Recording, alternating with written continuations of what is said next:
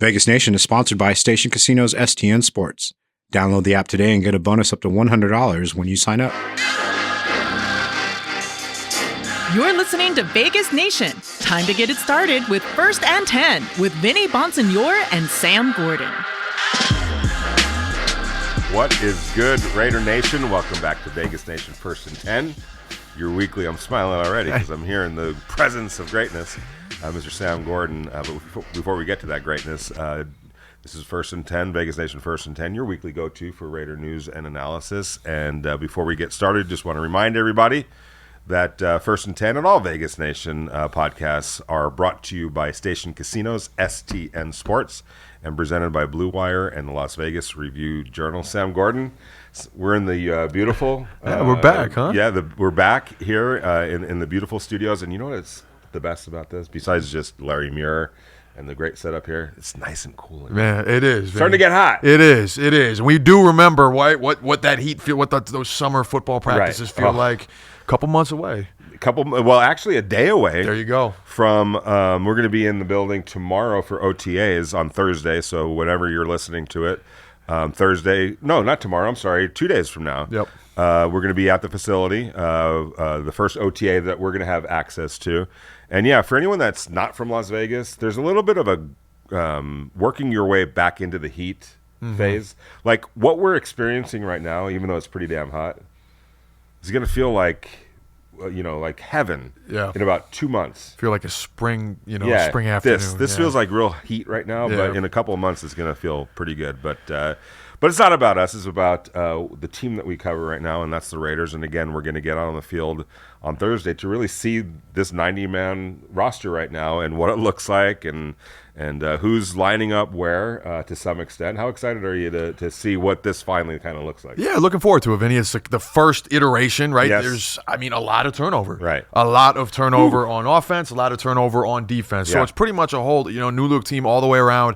Really excited to see the rookie class, right? The rookies that are certainly are going to be there anyways once they're under contract and whatnot. Yep. And then of course Jimmy Garoppolo. Who could forget about Jimmy Garoppolo? Jimmy G. What is that offense going to look like? How much different is it going to look with him behind center compared to Derek Carr? Of course, Jacoby Myers new as well. So a lot of change, a lot of differences, and I think tomorrow or Thursday we get the first look at kind of the foundation that Josh McDaniels, his coaching staff, wants to build with this group and what it could look like this fall. It's interesting you bring up what the offense is going to look like with Jimmy G, right? Yep. Because I think that, a couple of weeks ago or maybe a week ago or so, time is I'm losing track of time, but Davante Adams, there was a article with Davante in the Ringer, and I know we've talked about this, but one of the things that he specifically said that I thought caused a little bit of was talking about him not necessarily being on the same page as the organization about to kind of summarize sort of the direction of the offense, how to attack, right? Basically, was that what you were kind of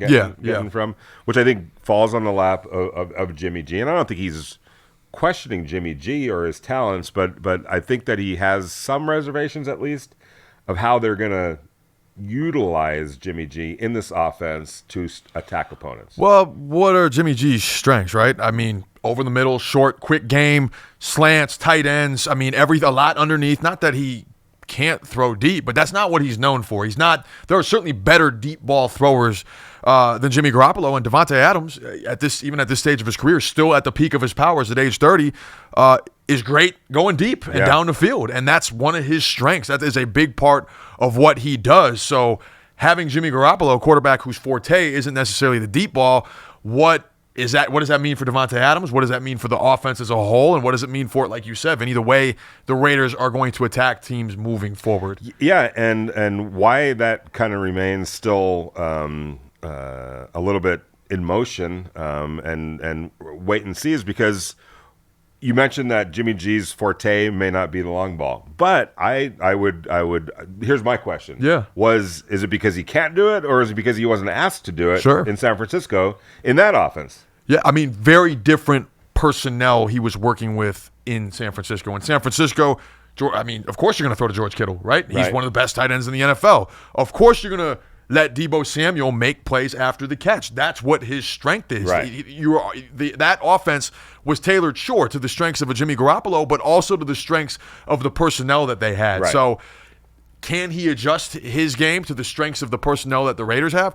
I'm not sure. That's what we're going to find out. Right, and I think that goes right back to Davante. Like you said, he's a downfield kind of a player and gets open, and you can hit him long. So I do think that's going to probably be part of the offense. I mean, as well. It has to be. Yeah, right? Right. And I think that if you protect Jimmy, we'll see if he's going to be able to make those types of throws. And they also have Jacoby Myers. They also have Michael Mayer. They also have Hunter Renfrow still on the roster. They have their running game. So I think there's pieces in place for this offense to be able to attack opponents. Oh, definitely. And have success doing it. Definitely. I think the rebuild on the defensive side, Vinny, we don't necessarily know what to expect there. But from an offensive standpoint, even with a new quarterback, provided that everything gets worked out with Josh Jacobs, there shouldn't be much of a drop-off, if any, at all. If anything, it should be better, health permitting, because of, again, the differing skill sets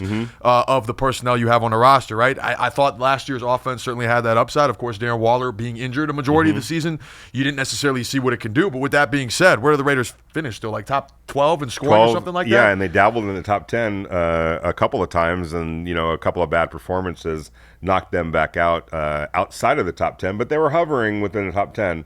They actually scored more points last year than they did the year before. Sure. And that was in a season where scoring was down, period, across the NFL, yet they were one of the teams that actually scored more points than they did the season before.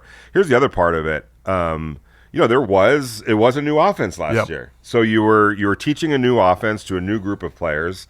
There's probably going to be some transition to that. But now, if you're Josh McDaniels, now you're teaching an offense primarily to players that have already been here for a year. Yep. So they're a leg up, you would think, on that. The quarterback has been in this offense before, so he's got some sense of this offense. You bring in Jacoby Myers, who's played in this offense before, multiple years, coming from New England. Really, the only player now that you have to kind of, Austin Hooper, O.J. Howard, the two tight ends they brought in, Michael Mayer. But it's not like last year where it was an entire offense. Now it's just a select few guys that are going to kind of have to play catch up. So I would imagine that they're starting off in a better position offensively to really now grow from it rather than be from ground zero. No question. And with that being said, I think the expectation should be still a top 10 to 12 offense. I mean, there are more than enough pieces in place for that side of the ball to still be effective, and for that unit to remain competitive. So, and I think it's also worth pointing out, Vinny, right? Like, yes, new quarterback, not Derek Carr, not Davante Adams' friend. There's not the same kind of history there, but Derek Carr was playing in a new offense last year and had one of the least productive seasons of his career. Right. And Davante Adams, we get it. The goal is winning. He wants to win the Super Bowl. We understand that. Still had one of the best seasons of his career, despite everything that was going on, the new offense, that offense not being entirely healthy, and the struggles of Derek Carr. So from a production standpoint, even if they're not on the same page, Davante Adams is that great that I don't think it's unreasonable to expect the same kind of production, even if the quarterback and the scheme is a little different because of the quarterback. Yeah, and when you look at Davante's year last year, he still had a fabulous year. Right? Yeah. But there were on some fringe areas. You could see why the Raiders probably felt like there was a lot that was left on the bone on that one. Sure. And here's why. I want to say, and I'll correct this if I'm wrong, but I want to say he was targeted 180 times. I think he had 100 catches. Mm-hmm.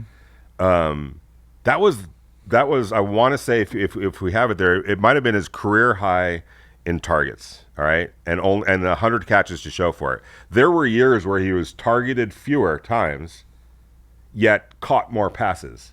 Definitely. Career high, Vinny, 180 targets, caught 100 balls. Okay, so go back like the year before. 169 in 2021 is last year with Aaron Rodgers, 169 targets, 123 receptions. Go the year before that. 149 targets, 115 receptions. Right. So the efficiency of that, and like I guess you got to figure out if you're the Raiders, why were there 80 balls that were thrown to 80 balls that came up short. Yeah. That's a lot. That's a lot. And it's more than he's ever had.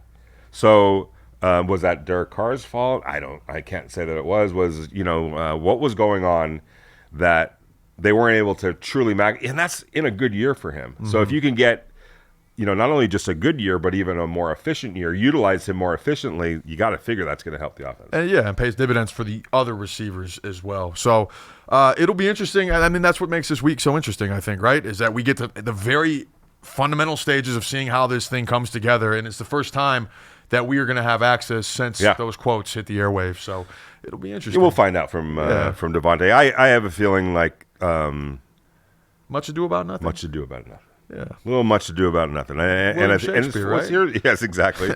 Another great writer like Sam, like yourself, Vinny. So here's the thing too: is this whole thing about not seeing eye to eye on how to attack necessarily. Oh my goodness, we're in May. Yeah, like you're not game planning for anybody just yet. Yeah, you're installing your offense. You're getting things put together. Further to do once training camp hits, but figuring out how to attack opponents and how to utilize your offense is a week-to-week proposition. Mm-hmm. Like those are conversations. And here's where I think this is what maybe some people are overlooking in that is Davante legitimately has a voice in the whole process, which is a sign of respect toward him. They're not just like letting him talk; they're actually listening to what he has to say. Whether or not it always comes to an agreement, that's never going to really happen. But they are allowing him input, and there's I think dialogue. Yeah, as the season goes on a week-to-week basis, while he may have some misgivings here in May, come the third week of the season, maybe everything is good. Maybe they're all on the same page or as close to the same page as you possibly can be. When that happens, I got to ask you a quick question though. Yeah, you mentioned the quarterbacks. You mentioned Jimmy G. You mentioned the guy he's replacing, Derek Carr. I got to ask you this here. So I don't know if you were following Raider Twitter over the weekend, but a picture of young Aiden O'Connell, the Purdue rookie, 4th-round pick, shows up. He's in Los Angeles. There's every year they take the NFL sends a group of rookies to LA. They take pictures. They go through all learning and symposium. Yeah. That's the word. Yep. What number jersey would you guess that young Aiden O'Connell is wearing? Raider jersey. Take a wild guess. Was it number 4? Vinny? It was number 4, which caused a big to-do from some parts of the Raider fan base, which was too soon. Like you can't. You're letting the rookie quarterback wear Derek Carr's number. This guy had been here for 9 years, holds all sorts of records, and I get that sentiment. Well, first of all, I'm going to ask you. Yeah. Is that something that the team should have stepped in and said, maybe give it a year? No. I agree. No. I agree. Look, I think Derek Carr is a fine quarterback. I've talked about that on our podcast several times. I think he's more than capable, and we'll be very interested to see how he does in a different situation in New Orleans. But the facts are what they are, Vinny. It's not a guy that won 3 Super Bowls for you. They don't retire numbers. Yeah. They don't leave any numbers off limits, whether you left last week or we're here a year, 9 years, 10 years, whatever the case might be. Heck, Charles Woodson, hightailed it to Green Bay after 8 seasons with the Raiders. And the illustrious number that he had, number 24, that he wore with honor, immediately went to Michael Huff, a rookie from Texas. Like there was no leeway. There was no buffer zone. There was no, we got to give this a year or so away. The other part of this, what the conversation kind of became from one segment of the of Raider Nation was that it was another sign that Josh McDaniels is a control freak and he doesn't, he's not adhering history and not, respecting, history and culture and all that kind of stuff. And number one, how ludicrous would it seem or come off if Aiden O'Connell went to the equipment manager and picked number 4, which, by the way, there's 90 players on the roster right now. Right.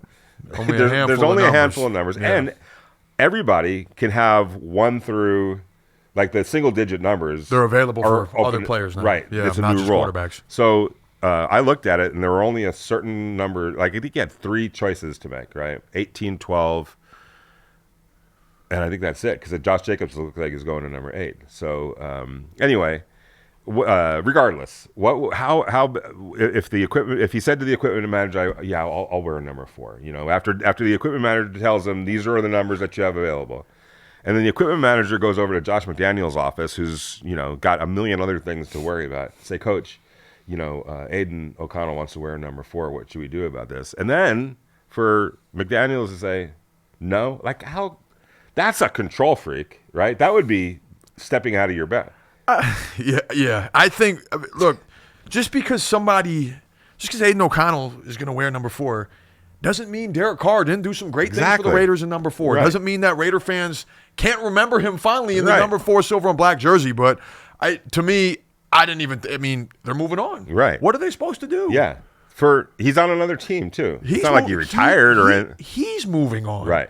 Yeah, absolutely. So anyway, I just thought that was kind of, I know it's May, so maybe the storylines are running a little dry, but there was a legit controversy about this. And the last thing I'll say is, for any reason, if McDaniels was to tell Aiden O'Connell, no, you can't wear that number. If I'm Aiden O'Connell, I'm like, so you're basically telling me that I'm not good enough?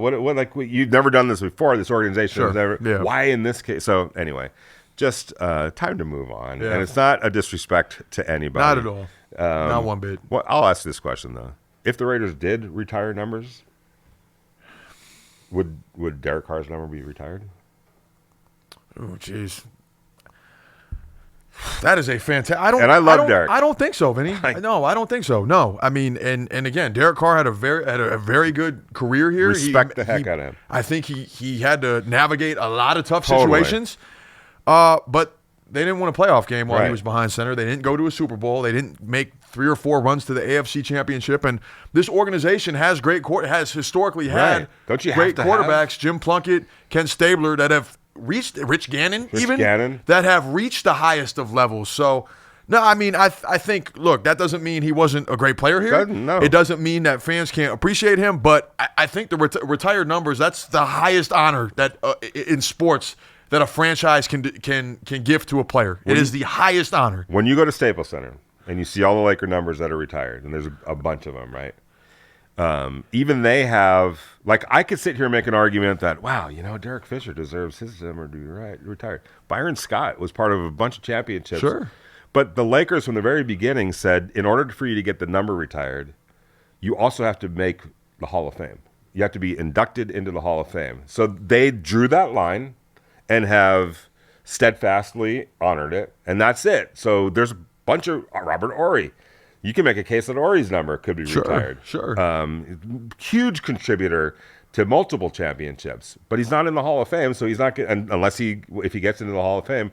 So you have to have some sort of line that you have to draw. And this is for each franchise, right? Like maybe a franchise Detroit. Like Jacksonville. Okay, Jacksonville. Right? Yeah, Detroit, where there's not as many great players, the barometer isn't as high, right? But the Raiders have had some of the greatest players to ever play in the NFL. Right. On both sides of the ball. Super Bowl champions. Yep. Known for winning. Tons of Hall of Famers. Yeah. So Derek Carr, it is what it is. His resume doesn't quite stack up to some of the other greats in Raider history. Doesn't mean he wasn't the franchise player for several years. He's moving on. The Raiders are too. Right, absolutely. Quickly before we get out of here, I want to talk about the defense and want to talk about what you're going to be keying in on in OTAs when we're out there on the field as you start looking at whether it's, Tyree Wilson. Definitely. Who, by the way, is wearing number 9. That was another number that got, because I believe that Aiden was going to go from 16. Nope, that's Jacoby Myers' number, a veteran. All right, I'll take 9. No, we already gave that to Tyree Wilson. So Tyree wearing number 9. Why is he wearing number 9? Because he was number 19 in college, and DJ Turner is wearing number 19. So, and here's the other part. Last thing. Yeah. Who's to say after cuts are made and everything like that, when the roster goes to 53, that numbers don't change. Some of those numbers might change. Yeah.